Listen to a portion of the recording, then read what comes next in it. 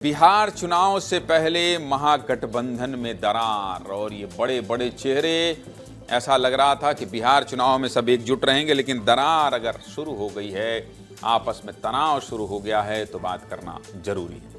बिहार में दूसरे चरण के लिए भी नॉमिनेशन की प्रक्रिया पूरी हो गई है। मतलब ये पूरी तरह साफ हो गया है कि कौन कहां से चुनाव लड़ेगा और किसके किसके बीच टक्कर रहने वाली है। बिहार चुनाव के ऐलान के बाद से 14 नवंबर को नतीजे तक हर दिन का अपडेट आपको बताता रहूंगा। आज क्या अपडेट है आपको विस्तार से बता देता हूं। देखिए, इन सब के बीच एकजुटता का दावा करने वाले महागठबंधन में दरारें देखने को मिल रही हैं। कई सीटों पर महागठबंधन के दल आमने सामने। हालांकि विवाद तो एनडीए में भी देखने को मिला, लेकिन यहां बड़े बड़े नेताओं ने रणनीति बनाई और बागी नेताओं को मना लिया। जिसके बाद जिन बागी नेताओं ने अपनी ही पार्टी से बगावत करके चुनाव लड़ने का ऐलान भी कर दिया था, अब ऐसे आधा दर्जन से ज्यादा बागी नेता मान गए और एनडीए को मजबूत करने के लिए आगे बढ़ गए। सीधे मुद्दे की बात यह है कि फिलहाल एनडीए में तो सब कुछ ठीक हुआ है, लेकिन महागठबंधन में दरारें बढ़ गई।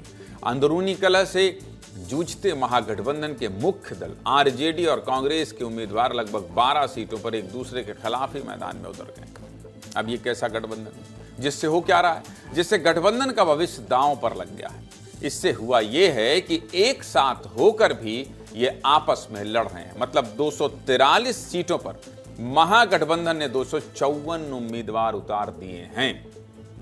इन सीटों में भी 6 सीटें ऐसी है जहां कांग्रेस और आरजेडी के उम्मीदवार आमने सामने, जिनमें सिकंदरा, कहलगांव, वैशाली, लालगंज और वारिसलीगंज, ये वो 6 सीटें हैं जहां आरजेडी और कांग्रेस में ही टक्कर है। मतलब एक साथ चुनावी रथ पर सवार ये दोनों पार्टियां इन 6 सीटों पर अलग अलग चुनाव लड़ रही हैं। मतलब आप समझ गए कैसा गठबंधन। 4 सीटों पर कांग्रेस और सीपीआई में टक्कर है, जिसमें बछवाड़ा, करहगर, बिहार शरीफ और राजा पाकर है। इसके अलावा बिहार की 2 विधानसभा सीटों पर आरजेडी और वीआईपी में टक्कर है। समझ गए आप।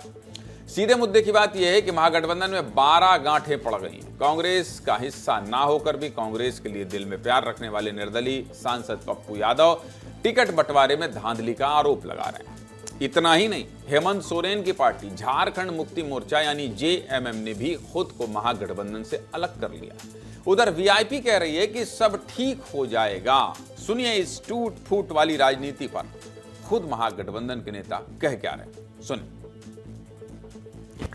ये 12 जगह कैंडिडेट उतार दिया गया डबल। इससे गठबंधन चलती है? क्षमता क्यों नहीं है बोलने की? कांग्रेस को निर्णय लेना चाहिए। युवा अध्यक्ष के सीट पर किसी बड़े ठेकेदार को दे दिया, ललन जी के सीट पर आरजेडी ने। कैसे चलेगा क्या? राष्ट्रीय जनता दल के द्वारा और कहीं न कहीं कांग्रेस भी को भी दोषी हम मानते हैं कि हमें वहां पर उचित स्थान नहीं मिला। हमारी इच्छा नहीं थी कि हम गठबंधन तोड़ें। 6 सीट पर पार्टी मन बना चुकी थी, परंतु फिर इंडिया गठबंधन के तरफ से ये बातें आई थी कि नहीं, आपको एकोमोडेट किया जाएगा, इंतजार करें, लेकिन इंतजार की इंतहा हो गई। अंततः गठबंधन में कहीं जगह नहीं मिला। हमारे गठबंधन में पहले से ही जेएम नहीं है। इंडिया ब्लॉक में जरूर है, लेकिन बिहार के गठबंधन में वो नहीं है। और रहा कि अभी क्या लड़ रहे हैं नहीं लड़ रहे, वो हम लोग को आइडिया नहीं है। लेकिन ठीक है, सब स्वतंत्र है, सब पार्टी लड़ने के लिए, तो ये चीज है। लेकिन बिहार में जनता ने मन बना लिया महागठबंधन के साथ खड़ा। महागठबंधन में गांठ की खबर कब आई? सबसे पहले तो जैसे एनडीए ने सीट शेयरिंग का ऐलान किया था, वैसे महागठबंधन में सीट बंटवारा हुआ ही नहीं। मतलब किसी ने यह साफ नहीं बताया कि किसको कितनी सीटें देनी हैं। पहला झटका तो महागठबंधन ने जनता को सीट शेयर ना करके ही दे दिया। और अब महागठबंधन से जनता को दूसरा झटका मिला है, जब 12 सीटों पर महागठबंधन आमने सामने आ गया है। बस इसीलिए कह रहा हूं, महागठबंधन में 12 गांठ पड़ गई है। इन गांठों के साथ चुनाव लड़ना मुश्किल हो सकता है। महागठबंधन में चल रही तनातनी पर एनडीए नेताओं ने भी चुटकी ली है। क्या चुटकी ली है, सुनिए भाई।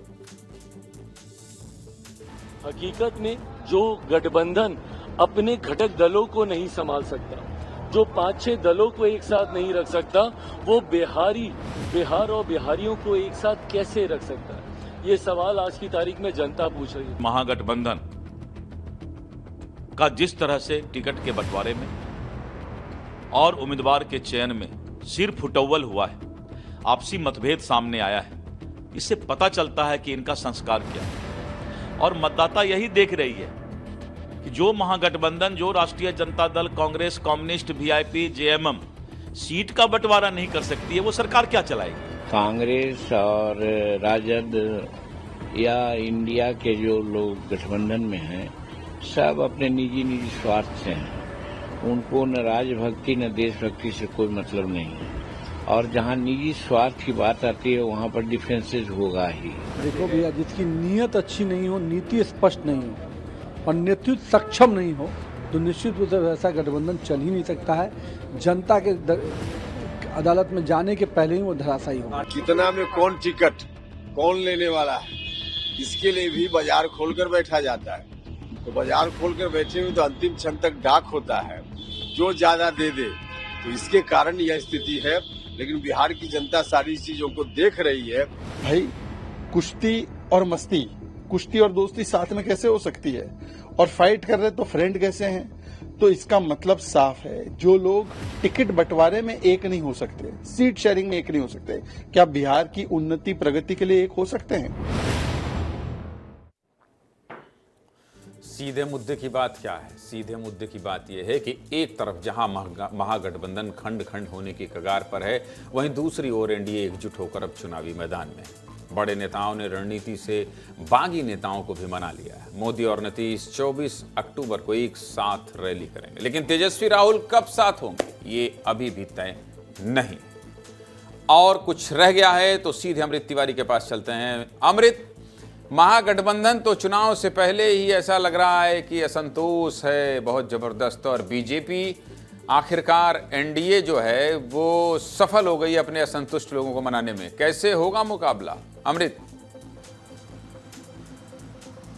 बिल्कुल ज्ञानंद जी, देखिए जिस तरह से एनडीए का अब जो है एक रूप दिखाई दे रहा है वो बिल्कुल एकजुट है। और एक भोजपुरी में कहावत है कि सुपवा तो बोले बोले चलनियो बोले जौना में सही को छेद, यानी कि जिस तरह से जीतन राम मांझी बोल रहे थे और नसीहत दे रहे थे, वो भी देखने वाली बात थी। दो बातें इसमें रखना चाहूँगा स्पष्ट रूप से। जिस तरह से आरजेडी और कांग्रेस में जो एक तरह से एक फ्रेंडली फाइट 6 सीटों की है, उसमें से एक सीट हालांकि वो घट गई है, लालगंज वाली सीट है। ये सीट पे शिवानी शुक्ला चुनाव लड़ रही है आरजेडी से। यहाँ से आदित्य जो है वो कांग्रेस की सीट से चुनाव लड़ रहे थे, जो कि उन्होंने अपना नामांकन वापस ले लिया। कहा यह जा रहा है कि भीतर खाने अब एक नई बातचीत चल रही है, वो टॉक इस स्तर पर चल रही है कि जो नामांकन जहां पे उम्मीदवार आमने सामने खड़े हो गए महागठबंधन के, वो वापस ले लें। तो इस तरह की एक बैक चैनल बातचीत अभी भी जारी है। सीपीआई माले की तरफ से यह भी कहना है कि देखिए, हमने तो पिछली बार जो चुनाव लड़ा था तो ऐन मौके पे हमने डिसाइड किया था कि हम में से कौन कौन साथ रहेगा, लिहाजा अभी 23 तारीख तक नामांकन वापस करने का दिन है, तो इसमें और भी तब्दीली देखी जा सकती है। लेकिन कुछ लोग ये कह रहे हैं कि इस पूरे जो खेल है, चक्रव्यूह है, जो ऐसा दिखाई दे रहा वैसा है नहीं।